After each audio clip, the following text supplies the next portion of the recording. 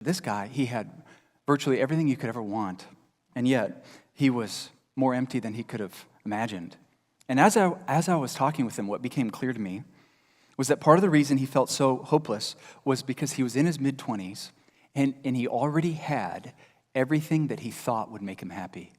He already had everything that he thought would satisfy his soul. And he said to me one time, he said, if none of this stuff makes me happy, then what will? If none of this stuff really satisfies me, then what will? And my friend, he had not yet learned the truth in Proverbs 27:20, which says, death and destruction are never satisfied, and neither are human eyes. Neither are human eyes. Your eyes are never satisfied. Death and destruction never satisfied, neither are human eyes.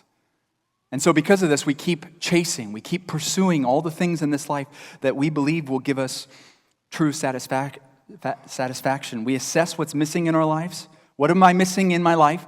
And then we say, well, if I have that or this or these things, then I will really be satisfied. And so we begin to chase. And while we're chasing our desires, we have hope, the hope of satisfaction.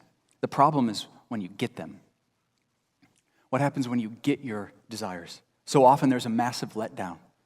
There's an increased sense of emptiness because that which you believed would give you life has not given you the life that you had hoped.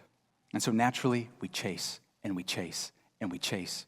And we do this with big things. We do this with small things. I remember a number of years ago, I was driving a car, kind of an old car. It had some problems, and one day the cable on the door on the inside, it just broke, and it wasn't working, so I took it to the mechanic, and they said it's going to be $1,000 to fix, and I'm like, I don't even think this car is worth $1,000, so I'm not going to put $1,000 into it. I'm just going to deal with it. And so I kept driving the car, and so what that meant was I could get into the car, but I couldn't get out. That's what, I couldn't get out by opening the door.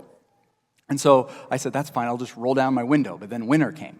And then I would roll down the window in the winter, and it was just so cold, and you roll it up, and then eventually it would freeze, the window would freeze, and then eventually the car window broke, and I couldn't roll it down. So I had to get out of the passenger side door. Like every time I got out of my car, this is terrible. And so over time, I grew to hate that car with the heat of 1,000 suns. I mean, I hated it. I would think about crashing it or like burning it down. I don't know. Is there insurance money? I don't know, but this is terrible. I hate this car. And then I started to think to myself, one day I'm going to get a luxurious car. I'm going to get a great car, or I can open the door from the inside and I can get out of my car, and then my life's going to be so much better. And I would think about this periodically. Like that's really what's going to make my life better. And one day I think God's Spirit just convicted me and said, do you really think that's going to make you happy? And I was like, oh, of course not. How do I know that? Well, because almost everyone drives a car where they can open the car door from the inside, and that's not the source of their lasting joy, I guarantee you. You didn't wake up today saying, I feel so content, satisfied, because I can open my car door from the inside.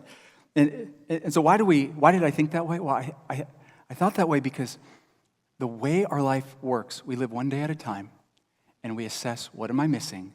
And then we think, once I get the thing I'm missing, then I'm content. But how many times have you gotten what you want, and you still feel empty? So many times. And so what Jesus is calling us to is, he says, don't work for the bread, the food that spoils. Don't work for that. Stop. Stop thinking that the things of this world, the bread of this world, can satisfy our hearts. It can't, and it won't. C.S. Lewis, in Mere Christianity, he says, if I find in myself desires which nothing in this world can satisfy, the only logical explanation is that I was made for another world. And see, the bread of this world will never satisfy us. That's why part of the reason Jesus says, I'm the bread from heaven. I can give you what nothing else in this world can give you. I am. This is who I am. I am the bread that has come down from heaven. I am the life, the satisfaction you seek. Now, some of you think, okay, if I just give up on finding life in the world, won't this make me a really pessimistic person? Like if you go around looking at everything and everyone, my life's not in that. That's not my bread. That's not my bread. My family, not my bread. My job, not my bread. Isn't that going to make me so pessimistic? Money, not my bread. No, that's not the way that it works. I think it's actually the exact opposite. So just think with me for a moment. Last week I was in South Carolina, and we spent a few days at the beach. And one morning we got up early, went for a walk on the beach. It was a beautiful morning. The sun is rising. We're at the Atlantic Ocean, and the beach was gorgeous. Waves are coming in. Just a beautiful morning. And I thought, this is just spectacular. If you've been to the ocean, you see the sun rise or the sunset, you know it's spectacular. It's breathtaking. But now just imagine for a moment that I'm starving. Not like I've missed a meal or two. I'm starving. Like I'm starving to death. And if I'm at the beach, or if you love the mountains, imagine yourself on the top of a mountain. If you're on the top of a mountain, but you're starving to death, can you enjoy that mountaintop? Can you enjoy the beach? Nope. Because all you're thinking about is, I need to eat. I need to eat. And see, my friend, who was considering ending his life at the time, my friend, God had given that person so many wonderful gifts, and he couldn't enjoy them. And he couldn't enjoy them because his soul was starving. So many wonderful gifts, and he couldn't enjoy them. And so a full belly is a prerequisite to enjoying almost anything else in life. And what I have found after walking with the Lord is that when my soul is satisfied in Christ, I'm much better positioned, much more free to enjoy my family. But see, if I look to my family, kids, you be exactly the way I want you to be, so I can be happy. I'm not positioned to enjoy the wonderful gift of my kids. If I look to my wife, honey, you need to meet the deepest longings of my soul. I'm not positioned to enjoy my wife.